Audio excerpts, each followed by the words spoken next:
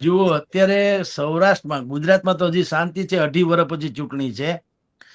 સૌરાષ્ટ્રમાં ભયંકર પરિસ્થિતિ છે સાહેબ. અહીંયા તો એનાઉન્સમેન્ટ જ બાકી છે, બાકી લગભગ બધા તૈયાર છે. અને હા, અને દરેક મુझे छोटी सी धोती पहना दे माँ मैं गांधी बन जाऊं, દરેક ને એમ છે કે હવે નેતા તો હું જ છું. શું કામ? એક તો તાલુકા જિલ્લા પંચાયતની ચૂંટણી હવે માથે છે. યા તો મે મહિનામાં થાય, એપ્રિલ મે માં, અથવા તો નવેમ્બરમાં જો લંબાય તો. કારણ કે નવી SIR જે થઈ છે ને, નવી મતદાર યાદી, સુધારણા યાદી, એનો ડખો છે. એટલે કદાચ લંબાય તો નવેમ્બર સુધી જાય એવા આજના સમાચાર છે. નહીતર અત્યારે સૂત્રો એમ કે છે કે એપ્રિલ અથવા મે મહિનામાં ચૂંટણી થવાની છે.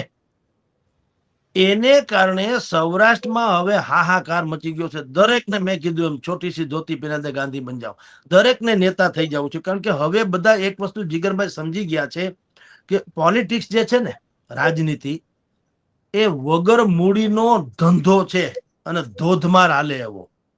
વગર મૂડીનો કાંઈ બીજું કરવાનું થતું નથી. તમે ગમે એમ કરીને પણ જો નાના મોટા નેતા થઈ જાઓ, અથવા તો નેતા બનાવવામાં કિંગ મેકર, જો કિંગ ન બનો પણ કિંગ મેકરની ભૂમિકામાં આવી જાઓ, તો પણ તમારી હાથ પેઢી ખાય એટલું તમે કરી શકો. હવે પ્રોફેશન થઈ ગયું છે, it's a career. Corporate culture થી હાલે છે રાજનીતિ, સૌરાષ્ટ્રને લાગે વળગે ત્યાં સુધી.